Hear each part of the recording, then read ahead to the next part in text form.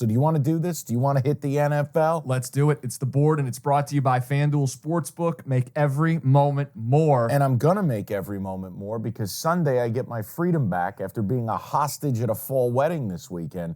Sunday, I have already said I am not leaving the house. I am going home.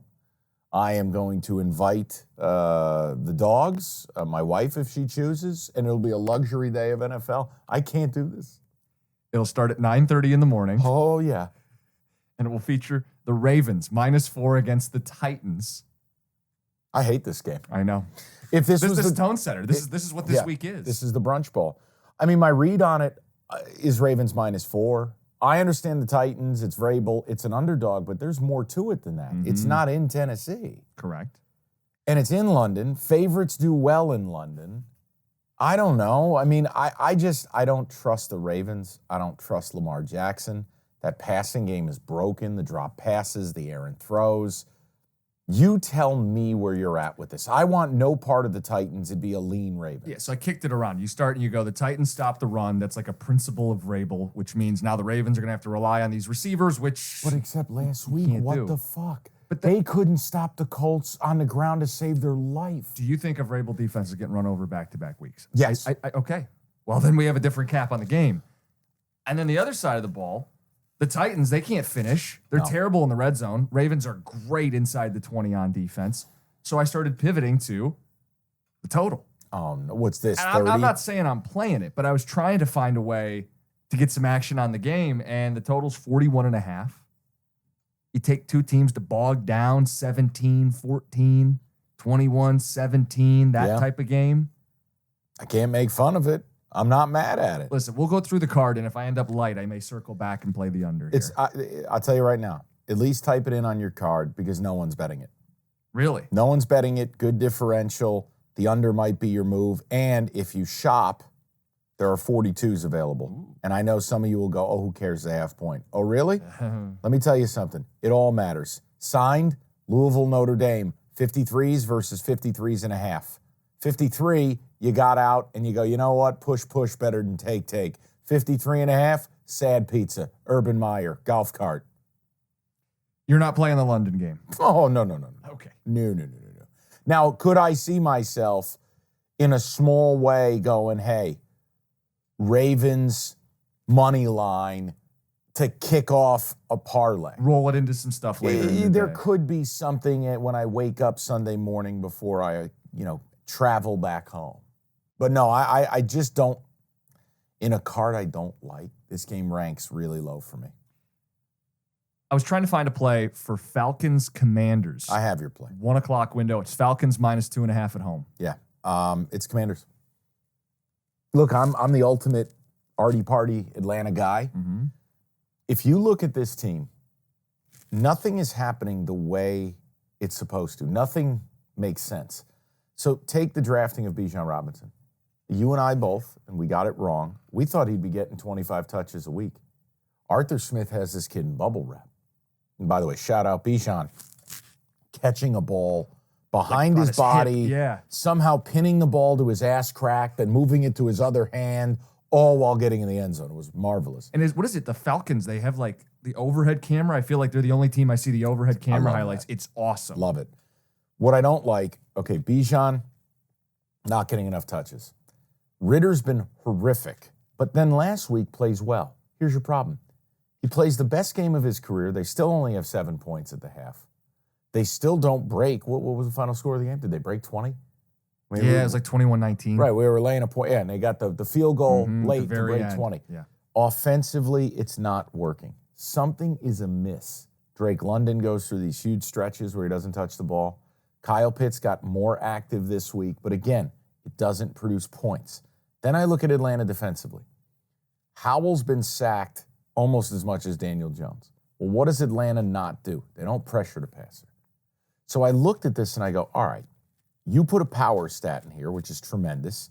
Shout out Costa Research Institute, the CRI. Commanders have forced opponents to go an average of 8.5 yards on third down. Best in the NFL. And then I added good luck Ritter. Right. So for me, I get the better D-line. I get a team rested. I got an offense that it is just something isn't adding up. Now, again, do I wish I was getting 3.5? Of course I do. This line is tight. Do you know what they have if you wanted to buy it to 3.5? And I'm not suggesting No, but it's like minus 150. minus 165. Oof. We'll make you pay. If you tell me you don't want to bet this game because you think live you can get a better number, respect. For the purposes of the podcast and for how I'll play it, I am going to bet the Commanders here. I can't trust what I'm watching in Atlanta. And I don't think Desmond Ridder is going to have the week he had last week against this defense. Might I interest you in another under? No, Jim. 42.5. Jim. You just got done capping what sounds like an underplay. Howell gets hit. They're not going to score a ton. Atlanta can hardly break 20. No. Sounded like you were capping an under. I'm out on that. Dude, okay, here's my problem. In college, it's way easier for me to get involved with these. Okay. The NFL, I feel like your numbers are so tight. The numbers are so low already. All this is 2.5 is like a ball breaker of a It is, of a but guess spread. what? It was a winner if you got it on Houston last week. The game went off at 2.5. What was the final? 2. Yeah, 2 points. Remember earlier in the year, we had the Saints plus the 1.5. Thank God we did. What'd they lose by? 1. The NFL, take your points. I'll take the 2.5. That's why 3 is so powerful. I'm going to take the Commanders. You know what? I'll join you because of the extra rest and because of the power stat and forcing Ridder to be good back-to-back weeks. My man. We'll do it. We bullied him into one without even trying to bully him, Evan. This next one feels so trappy. Joe Burrow. Sorry about the ice cubes. I'm having an iced coffee, guys. I apologize. That's all right. No, I wanted to let the Perk listeners yourself know. up. That's all. I apologize. Bengals. Joe Burrow. The Bengals. Won last week. Turning a corner. He's looking better, moving better. Says he's 100%. Minus 2.5 against the Seahawks. Why is this number not 3? Why is this number not 3.5? Because I think the teams are pretty equal. But I think it feels kind of trappy to me because this suggests everybody's going to bet Burrow. Everybody's going to say he looks good. He's at home. Everybody should bet Burrow. Tickets and money are fairly split, buddy. Really? Yeah, it's 50-50. I just think they're pretty even teams. I think Seattle's probably a 4-seed caliber team in the NFC. Bengals are probably a 4 or a wild card in the AFC. You get the home field. They're giving you the 2.5. My view on it was I feel like the Bengals have figured some things out. I agree. I like the fact we've got a high engagement on Jamar Chase right now. Mm-hmm. Burrow says he's getting healthier. Where are we with Seattle? See, this is my beef. Like, am I going to take Seattle under a field goal going on the road? Cross country? I'm not doing it. No. This was a Bengals play to me. There's only one play. I just didn't know how trappy it was. I figured everybody would jump on Joe Cool. I'll put it this way. At 2.5, it's a Bengal bet. At 3.5, it'd be a Seahawks bet. Sure. It does feel like a tighter game. I like the development we're getting with the Bengals. Now, if you wanted to do an under, this is your under. Right? Really? Yep. What's the total? 45. I was going to guess high 40s. 24% of the bets, 49% of the money to the under. If you wanted an under, here it is.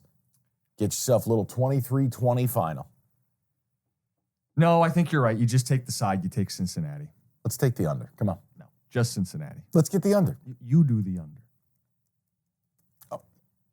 Hold on, just so I'm clear. Quote, I don't have enough plays. I try to hand you a good play, you say no. Help me out. Help me understand. No, because I'm looking down at my sheet now, and these are added plays. I had some plays on top of these. Let's get to the next one, because I think we have a split on it. But do you believe the under's the side in that game? No, not necessarily. Like I said, I thought it should have been 48. You're telling me it's 45. I don't think I have to bet the under there. Game opened at 44.5. It's at 45. Well, hold on. You think Burrow's right? He'll score. Geno against the Bengals defense that we've talked about openly is not as good as it once was. No. So I don't know that I want to bet into that number. Weather, Cincinnati? It's going to be raining all throughout the Midwest. Like we'll get to it with Chicago. It's going to be rainy all day in Illinois. So I assume roughly the same deal in Ohio. I may lock that under in. I'm going to add it under advisement. Keep rolling. It would make sense why it's a little lower if there's weather. We can circle back. Jags Colts, big division. This is maybe the biggest game that we are opposite this week. It's tentative for me. Why don't you cap it, sell the people on Jacksonville? Okay, because I know your initial notes suggested you were looking Colts. Yeah, and it's very tepid. I have a reason why. Go ahead. But for me, Jaguars are strong against the run, And the Colts are weak against the pass. I think those are two areas that favor a Jacksonville win. Colts, third most yards allowed through the air, the most yards allowed. Jags have won 8 straight at home in this series. They own Indy down in Florida. I like Lawrence. I'll lay the points home side against Gardner Minshew. So 3 notes that would attack that cap. Not in a direct manner like I'm mad at you. I'm saying, A, I hate the idea that Jacksonville's been in London for 2 weeks and now you come home. And for anyone who's ever traveled to Europe, if you've had an opportunity to do it or if you've been over there for any amount of time, it fucks you up. Well, they didn't get home last night. No, I'm saying it fucks you up for a week, dude. It's terrible. I don't love that. I don't love betting against Gardner Minshew. Minshew elevates the Colts. Minshew makes them better than Anthony Richardson. And the other angle is, and it's not anything you can put a stat to, the Colts they're a try-hard team, man. Mm-hmm. Like, they don't realize they suck. And they're really into it. And I get a little nervous because I go back to, you had a power stat a few weeks ago. By the way, why am I referring to it as a power stat all of a sudden? Like, you've never coined it power stat. No. You had a nice stat, a tidbit. Anecdote. Trevor Lawrence is garbage as a favorite. Right. Garbage. In fact, winless, I think. I think he was like... Or like 1 in something. Yeah, garbage. So those 3 things, I go, isn't this Colts? Here's what's keeping me away. What? The Colts are the #1 public dog in the entire league. Ooh. So I am not going to play the Colts. Yeah, I like betting a favorite that nobody else wants to bet when I think I have a matchup on both sides of the ball. Yeah, respect. Like, I mean, you say Gardner Minshew, but they are going to want to run the ball. They've said they want to get Jonathan Taylor more involved. Yep. Top 10 against the run for the Jags. Listen. Make Minshew beat you. And if it turns into a shootout, which Colts secondary suggests it could. Well, and I'm going to do something that I like Lawrence. I'm going to do something you never do for me. What? Because you're just a rotten prick. Oh, okay. You have 4.5 on your sheet. What is it? Well, I'm happy to tell you right now, there are 3.5s and 4s everywhere. Okay, well, I'll go 3.5. You have to shop, people. Yes, we are a FanDuel pod, but You know what that was? It was kind of like an infomercial. You're like, but if you buy now, we'll throw in the keychain. No, I'm helping you with a substantially better line. Yeah. And it's the 3.5s and 4s are what's common. The 4.5s are gone. Okay, great. So I'm just saying it might behoove you to shop around. To wait till Sunday. Ooh. The way this is trending, it went from 6.5, you're down to 3.5, down to 4. Everyone's betting the Colts. Do you think I get a flat 3 if I wait? Because that's a big deal for a book to drop down to a I don't flat want to 3. screw you over and say no, and the next thing you know, you're laying 5 on Sunday. Let's just do 3.5. I think that's the number that people will be seeing. We're already seeing it. Also, Evan, enter into the court register that I did something nice for Jim, and he would never do that for me. Yep. He would find the worst line from some sports book in Macau, and that's what he would offer me. Well, Mike, the updated line, you actually have to give a 1.5. Yeah. That's what he would do to me. But a much better line, if you want to bet it, I'm going to stay away. All right, make our way through our Sunday card.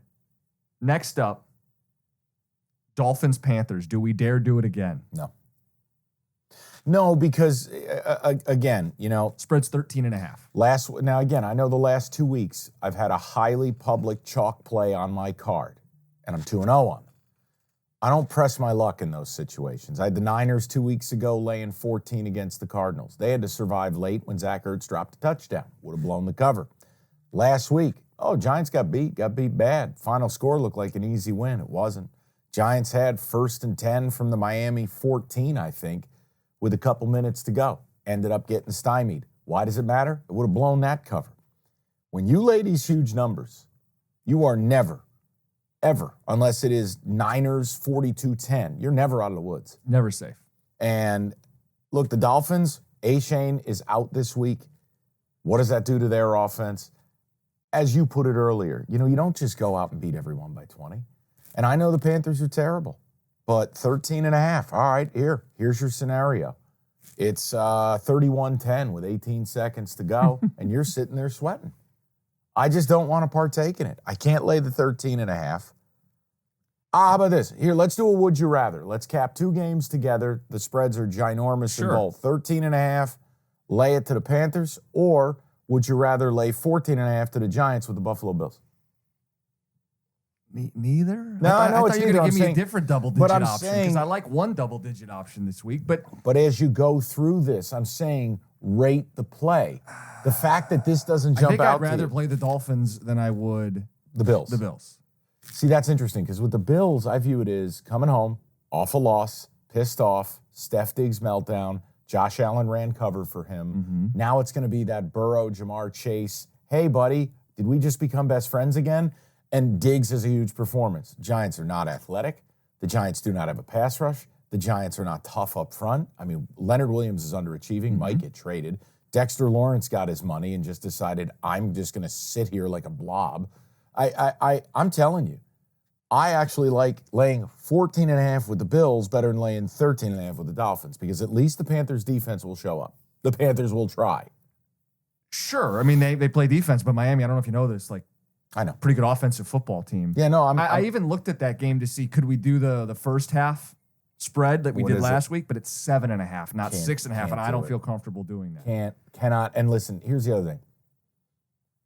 I know this is a bad way to look at it. I got a little bit of PTSD. I was lucky to hit the first half bet last week with the Dolphins. The pick six, normally you're dead. We got the field goal to get it back. And I was lucky to win the game. And there's part of me where it's like, I don't want to tempt fate again. Know when to leave the table. Well, and what I don't want to do is do the whole smartest guy in the room shit where I go, oh, Panthers, you just have to. No. Guys, Bryce Young's not seeing it. If you told me I got Andy Dalton for a game and I got 13.5, I would take the Panthers here. In fact, it would have been an auto play. Bryce Young is not processing. He's not seeing it. You know who I'm seeing a lot of in Bryce Young? Russell Wilson. Not processing, not seeing it, not feeling the pressure, doesn't look athletic. It's a stay away from me. Yeah, they're public again. The Dolphins continue to be the public side. And I think if you dip your toe one week, but don't sit there and play with the public at 92% of the bets every single week with the Dolphins. If you have to stay away. If you want to tinker, if you want to move the number in a parlay, if you want to run a tease, it's Panthers all day. Do not go teasing the Dolphins. Do not do that stuff. It's a losing proposition.